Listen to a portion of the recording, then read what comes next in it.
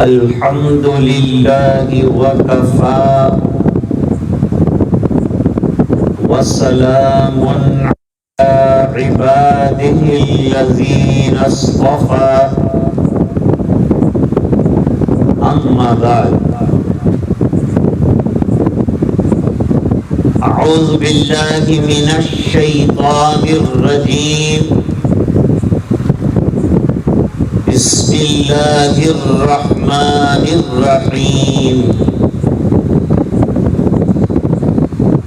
يا أيها الذين آمنوا قوا أنفسكم وأهليكم نارا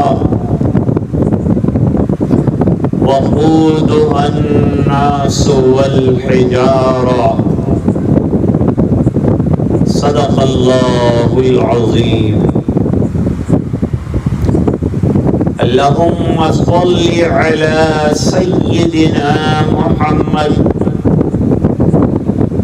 وعلى آل سيدنا محمد وبارك وسلم.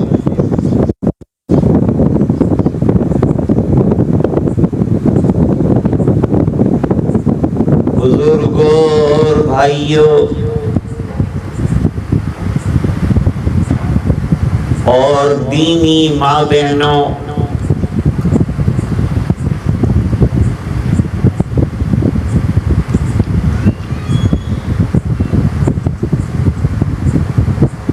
شادی کا پنڈال ہے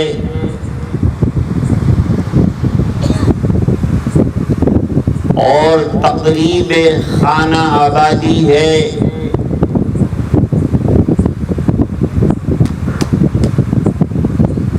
ایسے موقع سے دین کی بات کا ہو جانا سعادت ہے.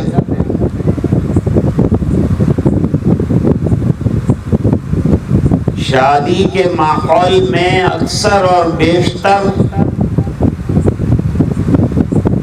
اتنی غفلت ہو جاتی ہے کہ نمازیں جو فرض ہیں وہ بھی جاتی رہتی ہیں.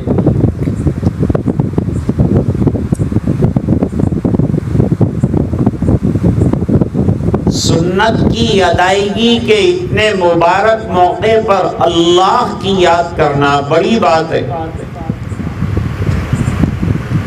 خوش قسمتی اور دینی سوچ ہے.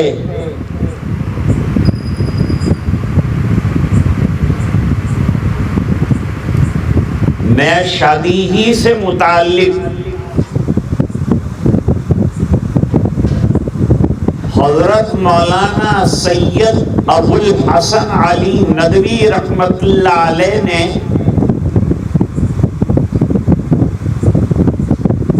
جو ایک واقعہ اور اس واقعے سے جو نتائج نکالیں گے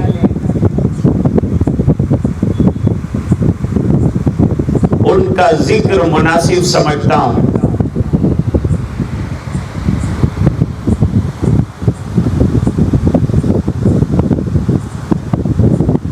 جب اللہ والے کوئی واقعہ ذکر کرتے ہیں صرف قصہ گوئی مطلوب نہیں ہوتی،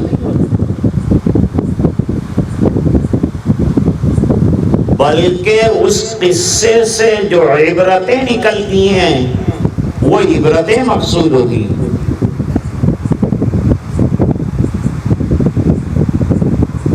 یہ واقعہ بھی یوں تو دیکھنے میں بالکل معمولی ہے لیکن نتیجہ بہت بڑا نکالا ہے. یہی اللہ والوں کا کمال ہوتا ہے. قرآن کریم میں بھی ایک ہی واقعہ ہوگا لیکن نتائج الگ الگ نکالیں گے، کیونکہ قرآن عبرت کی کتاب ہے، نصیحت کی کتاب ہے، موعظت کی کتاب ہے، اصلاح کی کتاب ہے.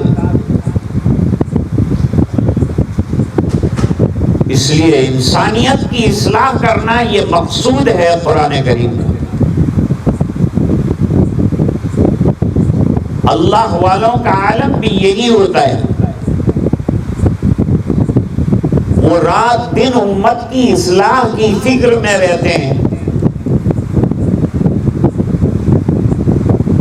کون سی مثال سے لوگوں کو فائدہ ہوگا، کون سے واقعے سے لوگوں کو فائدہ ہوگا،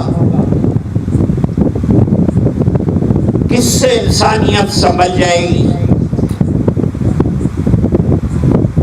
یہ اللہ والوں کے بھی مد نظر رہتا ہے، اس لیے وہ واقعات بیان کرتے ہیں اور نتائج نکالتے ہیں، عبرت کی باتیں نکالتے ہیں۔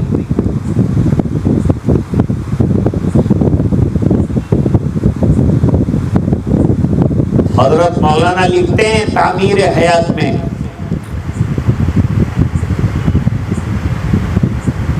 کہ ایک جگہ شادی تھی،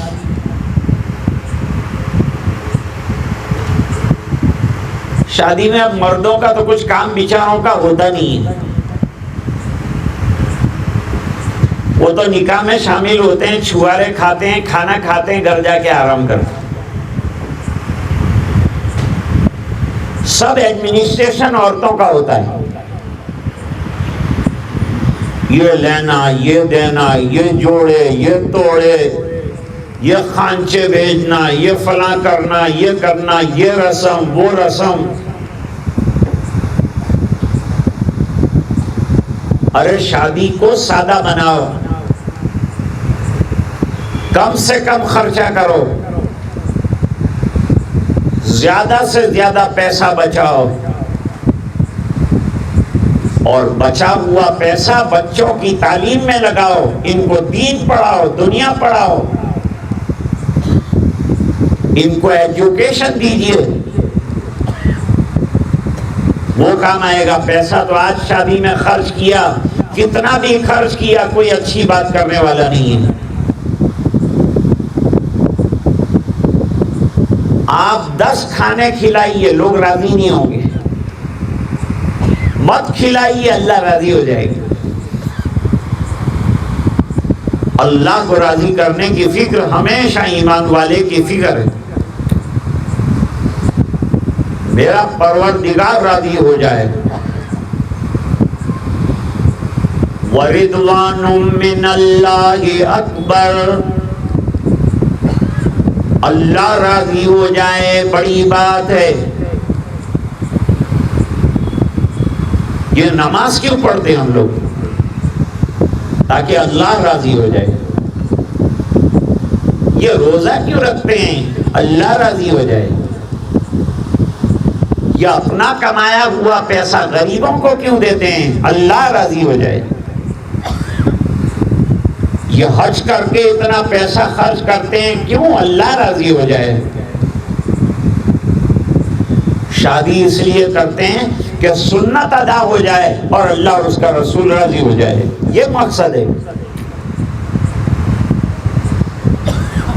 خواہش کو پورا کرنا شریعت کے قانون سے، یہ ثواب کا کام ہے، یہ اجر کا کام ہے۔ اس لیے بیوی سے تعلق رکھنا یہ بھی اجر کا باعث ہے۔ صحابہ کرام نے پوچھا، یہ تو اپنی خواہش کو پورا کرنا ہے، فرمایا یہی خواہش اگر غلط جگہ پر پوری کرتا تو کیا ہوتا؟ زنا ہوتا، اور زنا کتنا بڑا گناہ ہے، گناہ کبیرہ ہے۔ تو نکاح کر کے آپ گناہ کبیرہ سے بچ گئے۔ جائز طریقہ خواہش براری کا آیا، شریعت مقدسہ نے صحیح راستہ بتایا، بہترین راستہ بتایا۔ ہم خرما و ہم ثواب کا مصداق بنا دیا۔ مولانا لکھتے ہیں ایک جگہ شادی تھی، شادی میں عورتیں بن ٹھن کر گھوم رہی تھی، یہی بیچاری بن ٹھن تھی، مردوں کے پاس بننے ٹھننے کو ہے ہی کیا؟ یہ تو وہی کرتا پیجامہ پہنتے. کرتا پیجامہ پہنا کرو.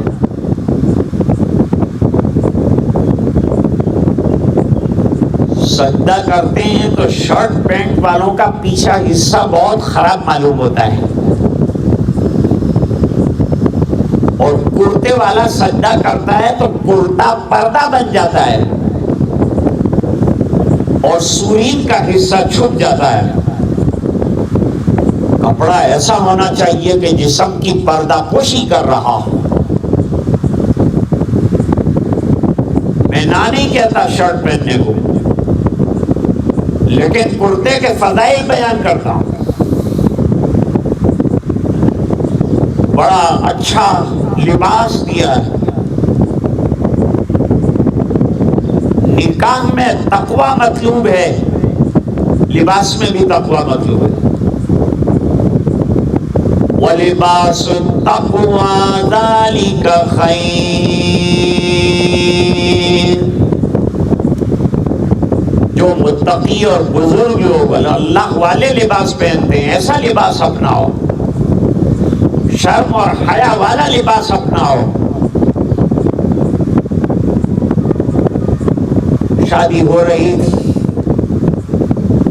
لکھنؤ کی نزاکت مشہور ہے, لکھنؤ کی رسمیں مشہور ہے. عورتیں آ رہی ہیں, جا رہی ہیں, سب اپنے میچنگ کے فکر میں ہے. کرتا میچنگ, پیجامہ میچنگ, جوتا میچنگ. میچنگ میں بیچارے شوہر کا میچنگ ختم ہو جاتا.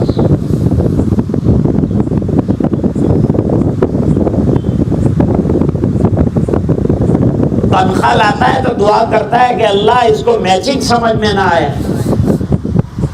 ورنہ میرا بیڑا غرق کر دے گی.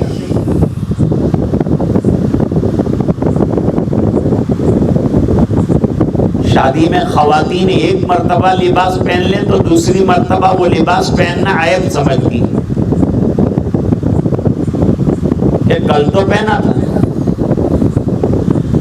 کل نہیں, یہ تو 20 سال پہنے جیسے.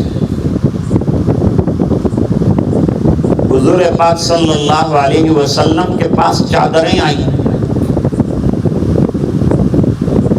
ایک چادر بچ گئی. سرکار نے ام خالد کو بلایا, چھوٹی بچی تھی. سرکار نے وہ خوبصورت چادر اس لڑکی کو دی اور پہنائی, اور یوں فرمایا سنا سنا, بہت اچھی لگتی ہے یہ چادر تیرے اوپر. اور پھر دعا دی. یہ نہیں کہا کہ ایک مرتبہ پہن کے رکھ دینا, بلکہ یہ فرمایا ابلی و اخریقی, اسے خوب پہننا اور اللہ تیرے اوپر اس کو پرانا کر دے. اس عورت کے پاس یہ چادر ایک عرصہ دراز تک رہی, اور اللہ نے چادر کی وجہ سے سرکار کی دعا سے اس کی عمر بھی لمبی کر دی, زندگی لمبی ہو گئی. ایک صحابی ہیں, ان کا نام ہے سائب ابن یزید رضی اللہ تعالیٰ عنہ.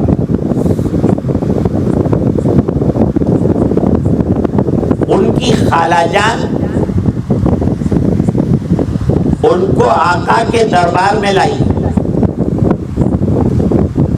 ان کو 2 تکلیف تھی, ایک سر میں تکلیف تھی, ایک پیٹ میں تکلیف تھی.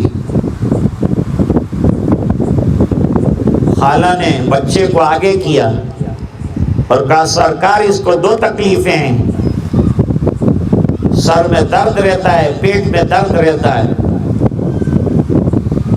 سرکار نے سر پر ہاتھ پھیرا, پانی منگوایا, تھوڑا سا پیا اور کہا صاحب ابن یزید کو پلا دو. صاحب کو کھانا پلا دیا, پانی پلا دیا.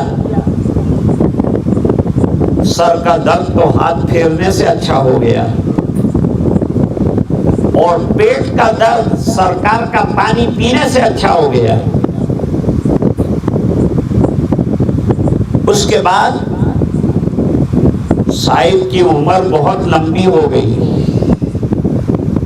کیونکہ سرکار کی دعا مل گئی. لوگ کہتے تھے آپ کی عمر اتنی لمبی کیوں ہے؟ فرمایا میرے نبی کی دعا کا اثر ہے.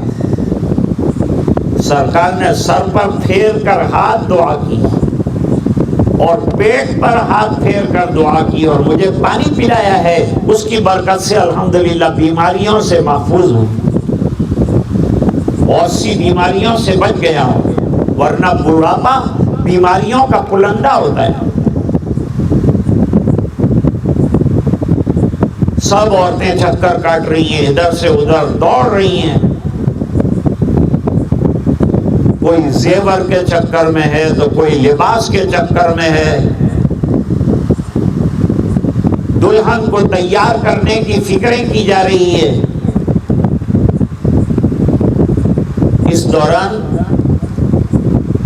ایک عورت کو دیکھا گیا کہ ایک کونے کے اندر بیٹھی ہے، اس کے چہرے پر فکر ہے، شادی کی خوشی نہیں بلکہ چہرے کے اوپر ایک غم ہے، ایک فکر ہے.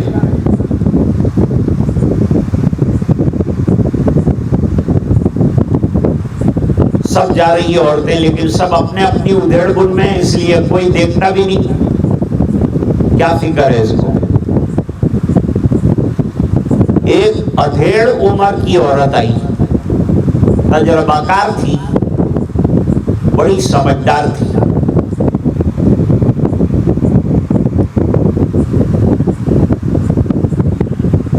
اس عورت نے دیکھا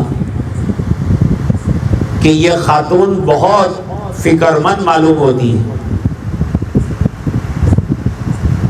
فکر ہونا تو اچھا ہے، لیکن شادی کے ماحول کے اندر خوشی منانا بھی ضروری ہے. ہر ایک کے چہرے پر خوشی ہے، اس کے چہرے پہ فکر ہے، غم ہے. کیوں؟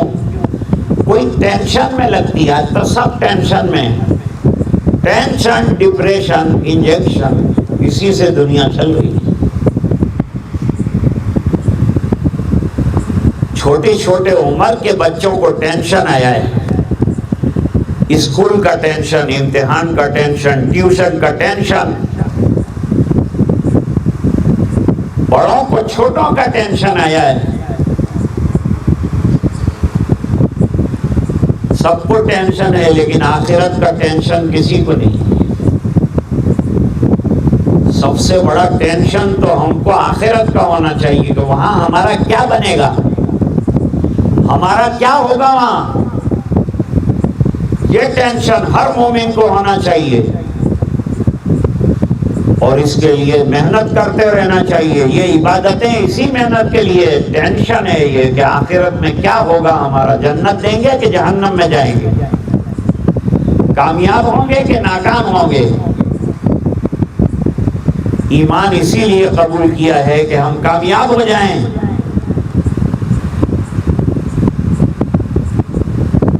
یہ ادھیڑ عمر کی عورت یہ نوجوان عورت کے پاس بیٹھ گئی اور بیٹھ کر اس کو پوچھا کہ بیوی کیا بات ہے، اتنی فکر میں کیوں ہو؟ کوئی تکلیف ہے آپ کو، کوئی درد ہے؟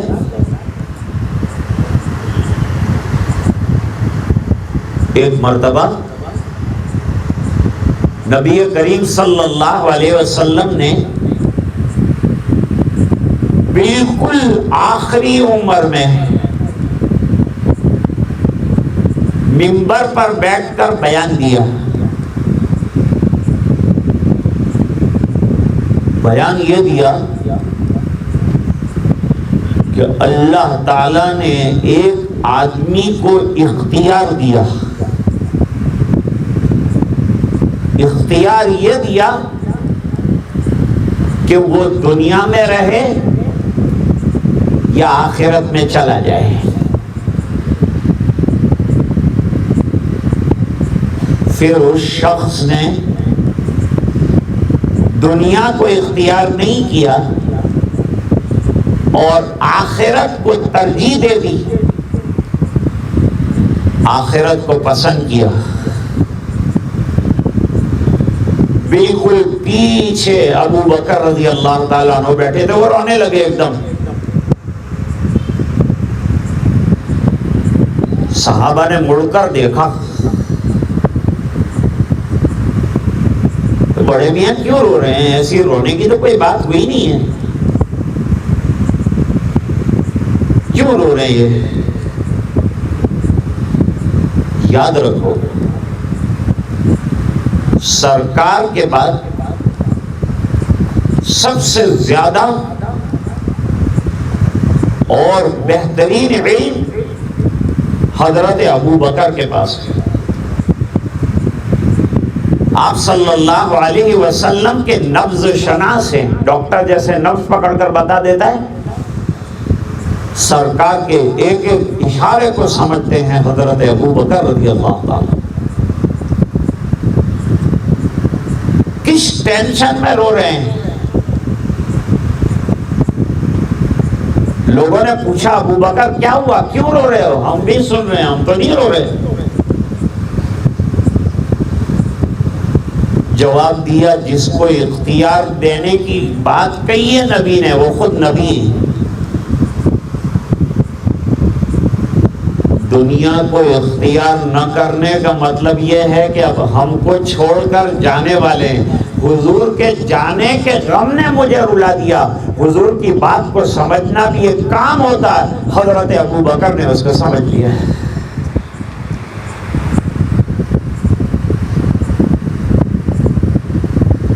عورت سے جب اصرار کیا گیا کہ تیری فکر کی وجہ بتا، میں شاید تیری کوئی ہیلپ کر دوں، مدد کر دوں۔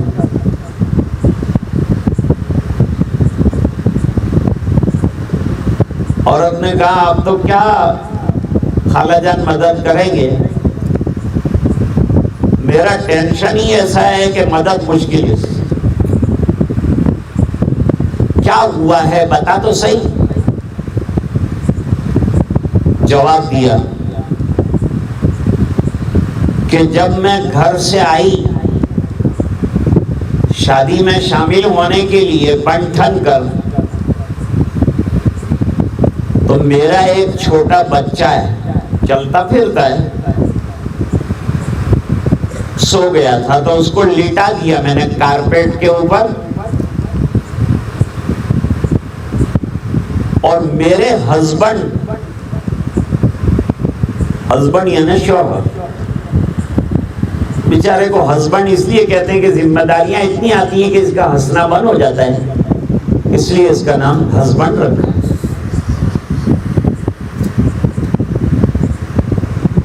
تو اب ہسبینڈ کام پر چلا گیا، میں شادی میں آ گئی، بچہ کارپیٹ پر سو گیا، میں نے گھر کو لاک کر دیا۔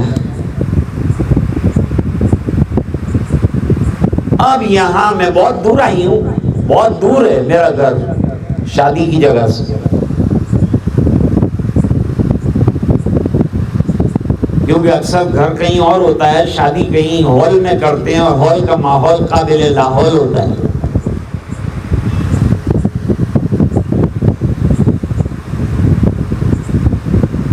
وہ بیچاری دور آئی ہوئی ہے۔ اب میرے کو ایک بات یاد آئی، بول بول دکھ رہا تھا نا، وہ یاد آؤ، مجھے یاد آیا کہ ایک ماچس کا باکس میں لڑکے کے پاس بھول گئی، دیا سلائی کا باکس،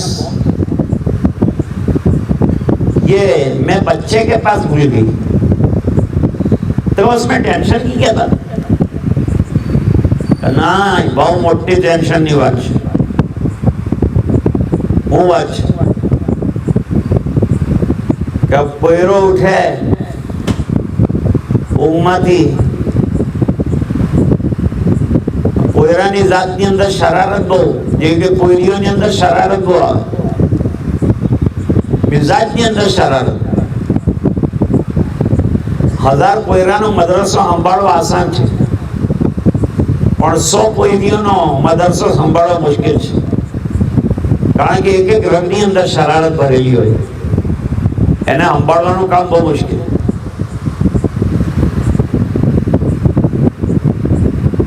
अब ये बच्चा उठेगा और उठकर ये माचिस उठा लेगा और खोलेगा और दिया सलाई जलाएगा और लगाएगा और जलेगी दिया सलाई तो घबरा जाएगा, और घबरा जाएगा तो कारपेट पर छोड़ देगा, और कारपेट पर छोड़ देगा तो कारपेट भड़बड़ जाने लगेगा, आग लग जाएगी.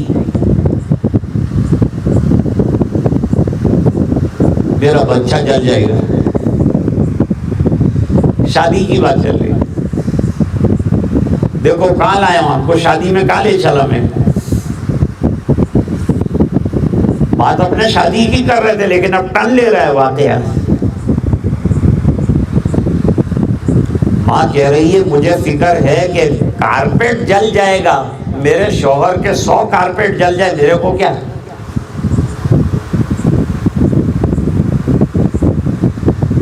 सास और बहू में लड़ाई होती है, बैनुल अक़वामी है ये लड़ाई. पूरे आलम के अंदर सास और बहू के अंदर लड़ाई है, इल्ला माशा अल्लाह. सास अगर ये समझ ले कि मेरे घर एक नई बेटी आई है, और बेटी ये समझ ले कि मुझे दूसरे माँ बाप की खिदमत का मौका मिला है, तो घर जन्नत का बागीचा बन जाएगा.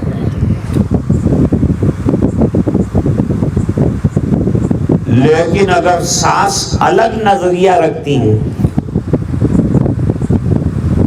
बहू को अलग नजर से देखे और बेटी को अलग नजर से देखे,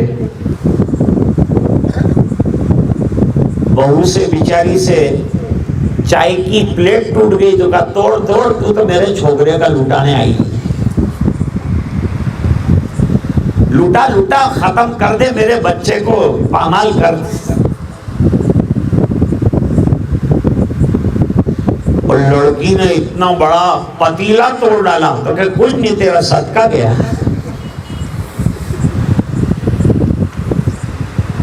दो अलग अलग नजरिए नहीं होने चाहिए. आने वाली लड़की को अपनी बेटी बना लो, आने वाली बेटी सास को अपनी माँ बना ले, झगड़ा खत्म. बूढ़ी तजर्बाकार औरत ने कहा कि बेटा ये जो तू कह रही है ये डेफिनेट है, हकीकत में ऐसा होगा कि तेरा बच्चा वाकई माचिस सिलगाले जल जाए. Is this definite? Have you a confidence about this? नहीं मैं सोचती हूँ, माँ हूँ ना, इसलिए तरह तरह का बच्चे के बारे में ख्याल आता है. माँ होने की वजह से ख्याल आता है. माँ को अपनी बच्ची का ख्याल आता है कि जवान हो रही है, इसकी शादी करानी. माँ को लड़के का ख्याल आता है कि मेरे बेटे की शादी करानी है. और अब्बा लड़कियां ढूंढने नहीं जाते, माँ ही जाती है लड़कियां ढूंढने के लिए भी. मालदार घराना देखा, सीढ़ी चढ़ गई. ये जमाना बड़ा नाजुक है. पहले जो है लड़की को अलग अलग सवाल करते थे कि तू नमाज पढ़ती है, तू तिलावत करती है, तू रोजा रखती है, तू माँ बाप की खिदमत करती है, तू बर्तन मांजती है. आज लड़की को सवाल करते हैं कि तुझे डांस करते आता है, अपने को स्टेज पर डांस भी करने का है. ये वो नाजुक और फितनों वाला दौर चल रहा है. दोस्तों, अपने ईमान की हिफाजत करो, अपनी बच्चियों को बचाओ. खतरनाक माहौल है, सोशल मीडिया पर डांस चल रहा है, لڑکیاں ننگا ناچ ناچ رہی ہے. پاکستان میں لڑکی شادی کے اندر ناچی گاتے ہوئے، اس کو 2 دن کے اندر 2 کروڑ روپیہ مل گیا. اب پڑھیں گے کیوں لوگ؟ ناچ ناچ کر پیسہ کمائیں گے. یہ ایسا خطرناک زمانہ آ گیا. اس لڑکی کا وہ ڈانس وائرل ہوا، لوگوں نے دیکھا، اتنے خوش ہو گئے کہ 2 دن میں اس کو 2 کروڑ روپیہ ہدیے کے اندر ملا ناچنے پر. اب جب دوسرے بچے اور بچیاں دیکھیں گے کہ پڑھنے پہ تو کچھ ملتا نہیں ہے اور ڈانس کرنے پر روزانہ کے حساب سے کروڑوں مل رہے ہیں، تو کون پڑھے گا؟ کون مدرسے جائے گا؟ کون تعلیم حاصل کرے گا؟ کون ایجوکیشن پراپت کرے گا؟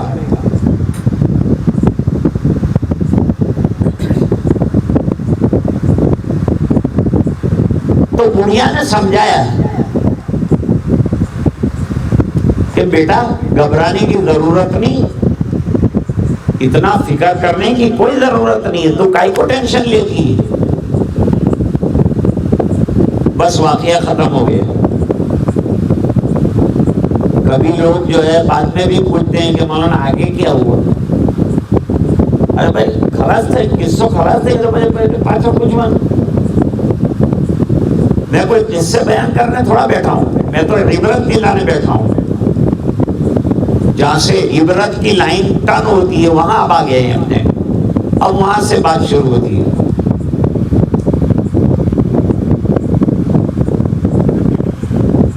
بڑے اللہ والے ہیں مولانا علی میاں صاحب رحمت اللہ علیہ، لکھتے ہیں ایک ماں کو اپنے بچے کے، سن رہے نا میری بات، ایک ماں کو اپنے بچے کے دنیا کی آگ میں جل جانے کی فکر نے شادی کی خوشی سے محروم کر دیا. چھوٹی سی دنیا کی فکر ہے، اتنی فکر کی وجہ سے شادی میں شامل نہیں ہو پا رہی. ہر دم بچے کے جل جانے کا خیال ہے. دنیا میں اگر بچہ جل بھی جائے تو اس کا علاج ہے اسپتال میں، اور بہت سے بہت زیادہ جل جائے تو زیادہ اچھا علاج ہے. اور جل جانے کے بارے میں تو خالی خیال ہے. اتنے خیال کی وجہ سے عارضی آگ نے اسے فکر میں ڈال رکھا ہے. اللہ تعالیٰ قرآن میں فرماتے ہیں یا ایھا الذین آمنوا قوا انفسکم واہلیکم نارا، اے ایمان والو اپنے آپ کو بچاؤ اور اپنے فیملی ممبرز کو بچاؤ اس آگ سے جو تمہارے چاروں طرف جل رہی ہے، گناہوں کی آگ. اس آگ سے اپنے آپ کو بچاؤ. پہلے خود بچو گناہوں سے، بعد میں اپنی اولاد کی فکر کرو، اپنی نسلوں کی فکر کرو. اس بنا پر کہ دنیا کی آگ ہلکی ہے اور آخرت کا عذاب سخت ہے. دنیا کی آگ عارضی ہے اور ختم ہو جائے گی اور بجھا دی جائے گی، لیکن جہنم کے دہکتے ہوئے انگارے بجھنے والے نہیں ہیں. بلکہ قرآن کریم کی آیت میں فرمایا کہ جب چمڑا جل جائے گا تو اللہ نیا چمڑا پیدا کر کے اس کو جہنم کا عذاب دیں گے۔ قرآن کریم میں اللہ تعالیٰ نے جگہ جگہ جہنم کے عذاب سے ڈرایا ہے۔ واقعہ ختم ہو گیا۔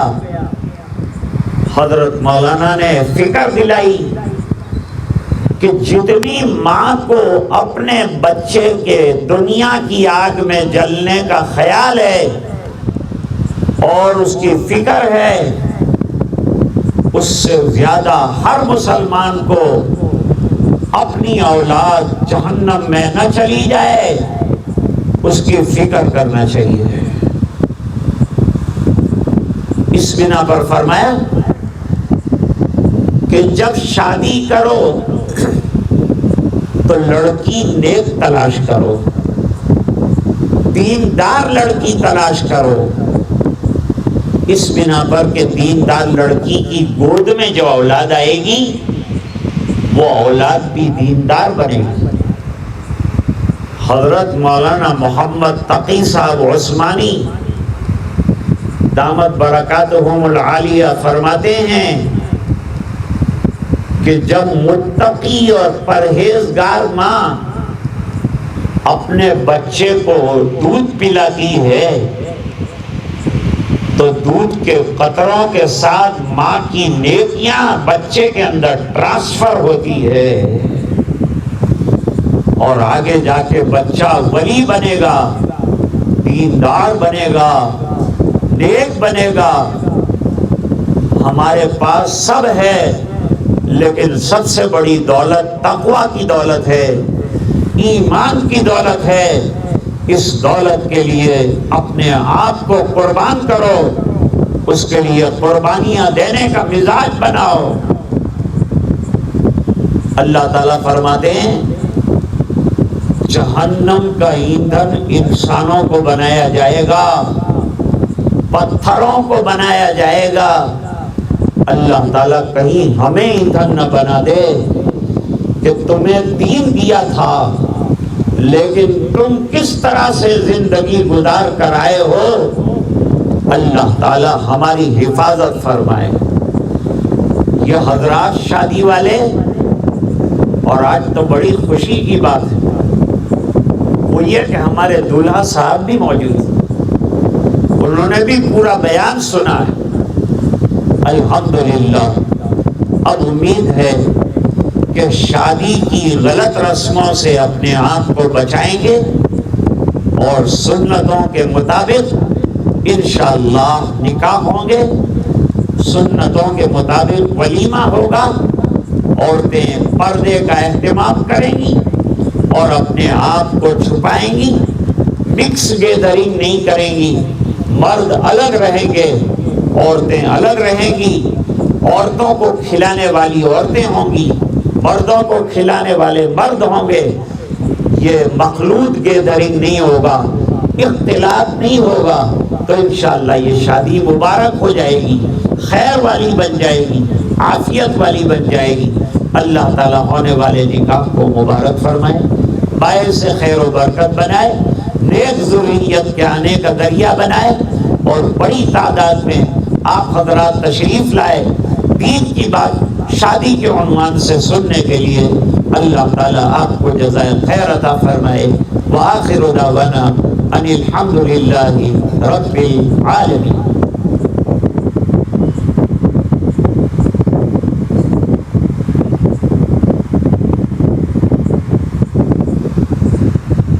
اللہم لک الحمد کلہ وَلَكَ الْمُلْكُ كُلُّهُ وَلَكَ الشُّكْرُ كُلُّهُ وَإِلَيْكَ يَرْجِعُ الْأَمْرُ كُلُّهُ عَلَانِيَّتُهُ وَسِرُّهُ۔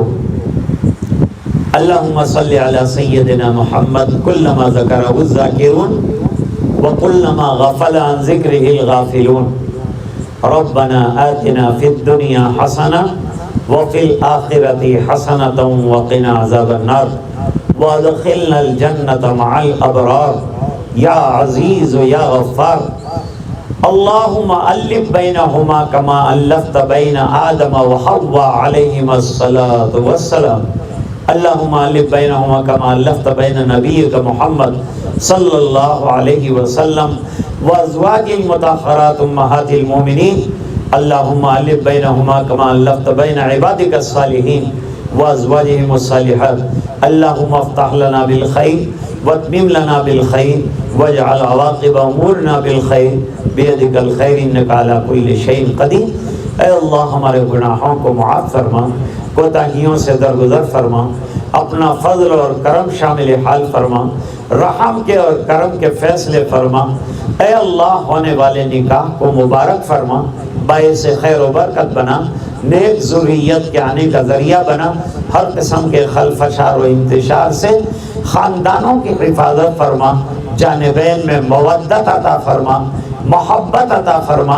اے اللہ فتنوں سے، فساد سے خاندانوں کی حفاظت فرما، جھگڑوں سے حفاظت فرما، دونوں خاندانوں کو خوش فرما اور عافیت والی زندگی جانبین کو نصیب فرما، سنتوں کی اتباع نصیب فرما، سرکار مدینہ جناب رسول اللہ صلی اللہ علیہ وسلم کی محبت ہر موڑ پر نصیب فرما، آپ کی اتباع ہر لمحہ عطا فرما۔